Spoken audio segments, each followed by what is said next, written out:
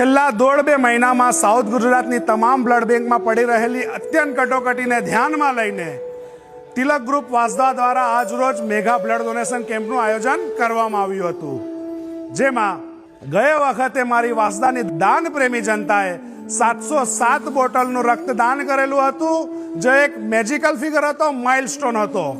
અને મને કહેતા અત્યંત ખુશી થાય છે કે મારા તિલક ગ્રુપના જે આ યોદ્ધાઓ છે તેની અથાગ પરિશ્રમ, મહેનત, માત્ર ને માત્ર 7 દિવસની મહેનતથી અમે લોકોએ 717 બોટલનું રક્તદાન આજે કર્યું છે.